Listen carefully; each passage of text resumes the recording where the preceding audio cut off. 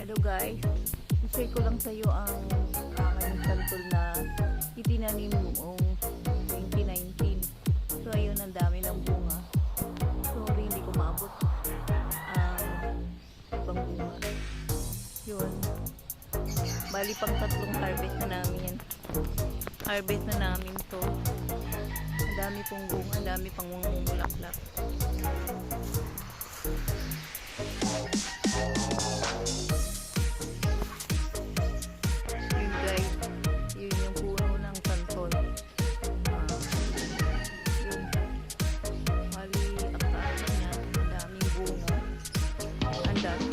Bulaklak pa. So, nakakatuwa lang kasi pag may tinanim ka, meron ka. Matamis siya pero hindi siya ganun kalalaki pa. Hindi ko masyadong ma-focus yung mga santol.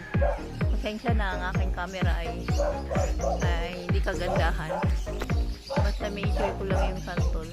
Yun lang. Good day to all of you. Bye.